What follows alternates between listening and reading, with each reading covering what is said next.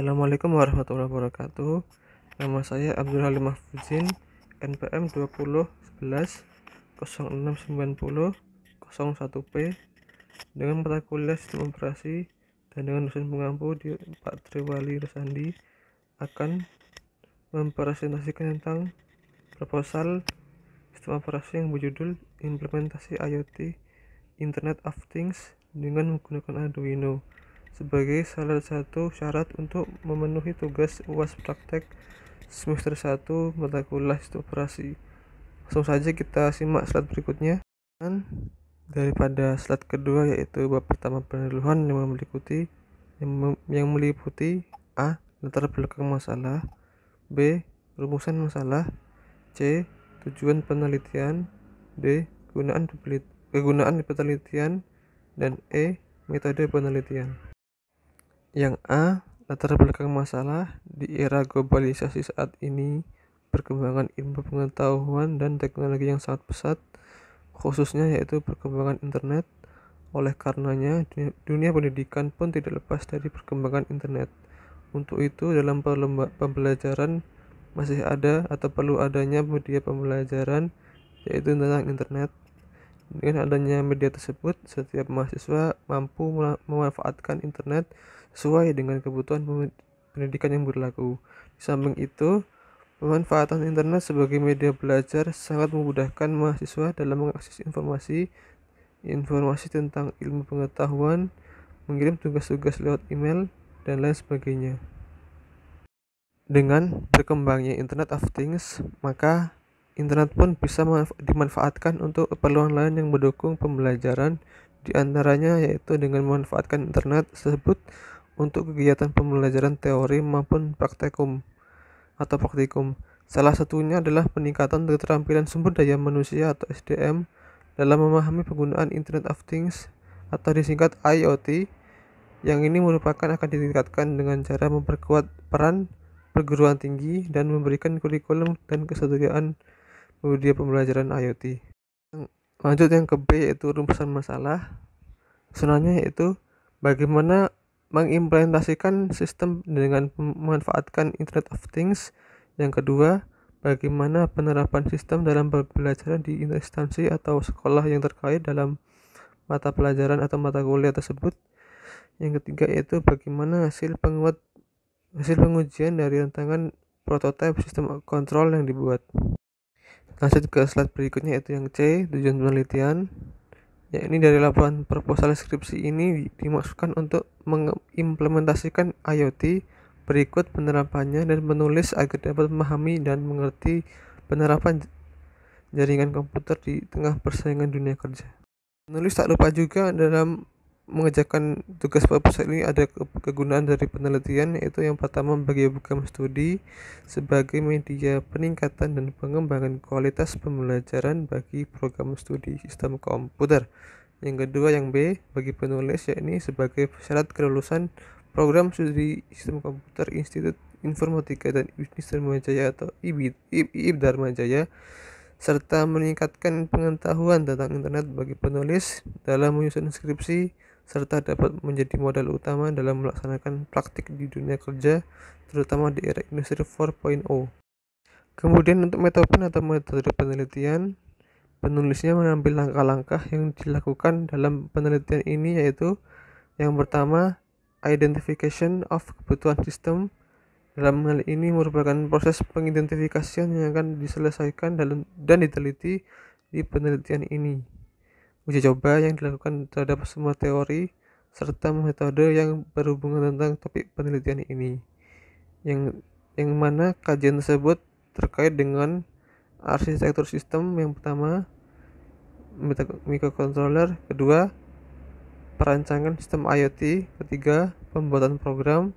Dan keempat, peralatan yang digunakan dalam perancangan. Setelah semua pilihan tersebut ditentukan, maka dilakukan kompilasi dan upload program. Dan yang langkah selanjutnya adalah uji coba perancangan sistem untuk memastikan bahwa perancangan sistem bisa diterapkan secara real, yaitu diaplikasikan di dalam rangkaian perangkat keras microcontroller dan bisa berjalan dengan baik.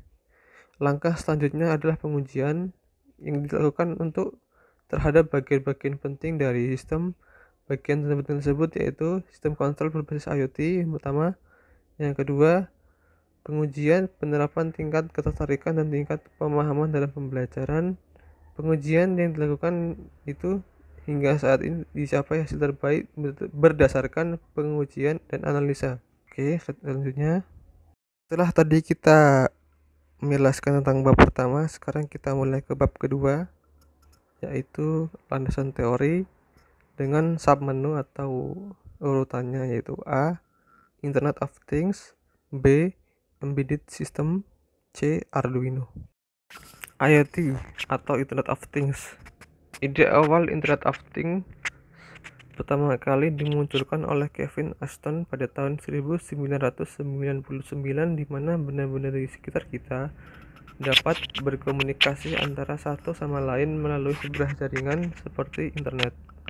Berawal dari Audio ID Center, teknologi yang berbasis pada radio frequency identification atau RFID, yang merupakan identifikasi kode produk elektronik yang bersifat unik, dan kemudian dikembangkan menjadi teknologi bahwa pada setiap benda dapat memiliki alamat IP address atau Internet Protocol Address.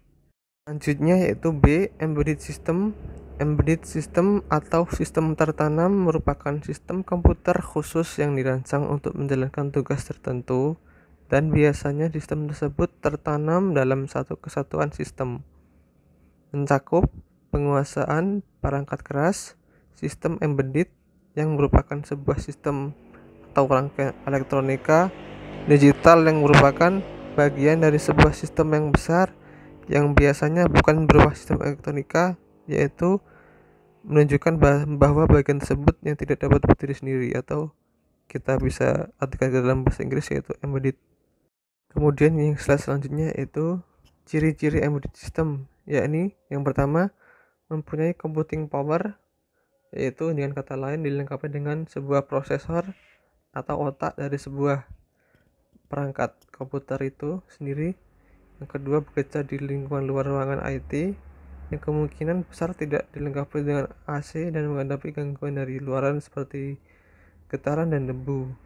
Yang ketiga, memiliki tugas yang spesifik dan berbeda dengan PC ataupun PC server yang relatif lebih multipurpose atau multifungsi. Oke, yang C yaitu Arduino. Arduino adalah microcontroller single board yang bersifat open source, diturunkan dari wiring platform, merupakan fleksibilitas yang tinggi baik dari segi software maupun hardware untuk menggunakan rancang bangun elektronik dengan berbagai bidang. Arduino menggunakan IC ATM Mega atau IC ETM Mega sebagai ASIC program, dan softwarenya memiliki bahasa pemrograman seperti yang sering disebut bahasa processing, yang mana sangat mirip dengan bahasa C, namun penulisannya mendekati bahasa manusia. Arduino menjadi platform microcontroller paling populer di dunia saat ini.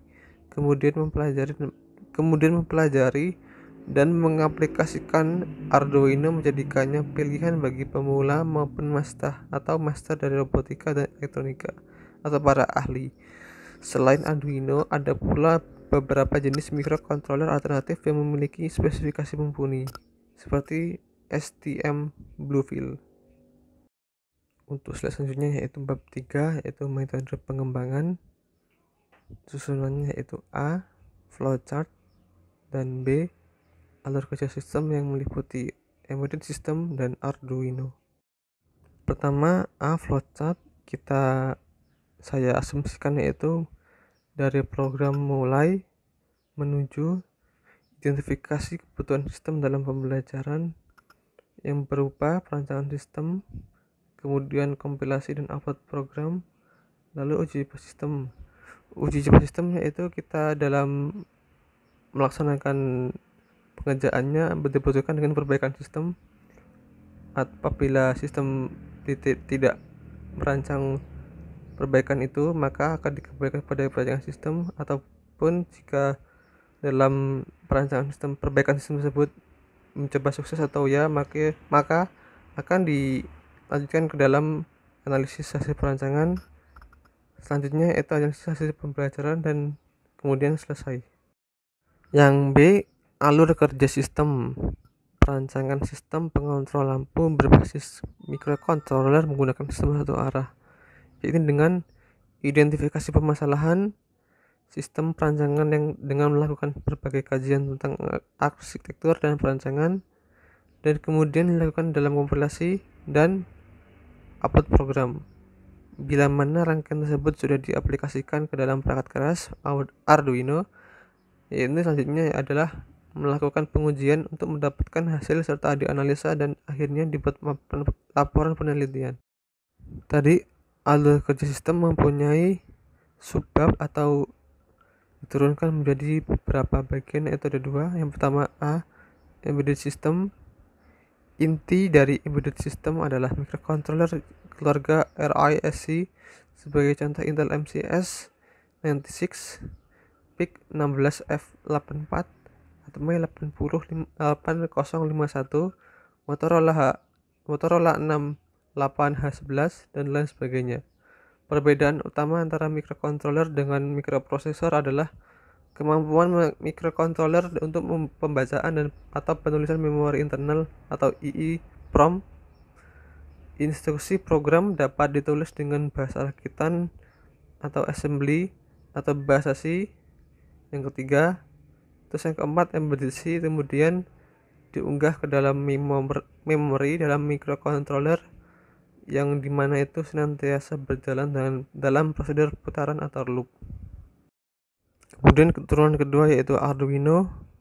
Langsung saja dengan kemudahan di dalamnya, Arduino telah menarik hati banyak non-engineer atau non-prekayasa yang terlihat dari data Google Trends tentang penelusuran dengan kata kunci Arduino x86 atau x86, Atmega, dan Raspberry Pi yang termasuk dalam kategori embedded system. Lalu pada gambar di bawah ini memperlihatkan shield, yaitu Arduino Ethernet yang memiliki chip Ethernet W5100 yang memungkinkan Arduino dapat terhubung ke jaringan internet. Dengan kemudahan tersebut, mahasiswa tidak diharuskan untuk melakukan pembuatan PCB dan mensolder komponen-komponen elektronik, tetapi bisa dilakukan dengan menggunakan kabel jumper yang dibuat ke dalam breadboard. Kemudian yang kelima yaitu bab kelima, kesimpulan dan saran.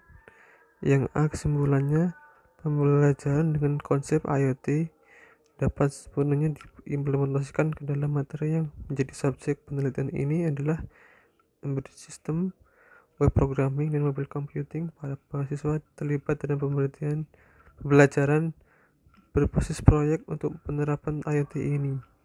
Penelitian yang telah dilaksanakan oleh penulis dapat berlanjut ke penelitian selanjutnya untuk mengambil topik dari tema yang lebih mendalam, sebagai contoh pemanfaatan IoT dalam rumah pintar atau telemetri secara real time atau waktu nyata. Yang B yaitu saran. Ya, ini saran saya, implementasi Internet of Things yang telah dirancang oleh penulis dan tentunya memiliki kelemahan. Yakni kelemahan tersebut yaitu belum menyebar secara luas pada tingkatan penelitian teknisi pemula. Yang disarankan pada peneliti selanjutnya untuk dapat merancang Internet of Things yang lebih luas lagi. Terima kasih. Demikian yang saya sampaikan, semoga dapat bermanfaat bagi kita semua.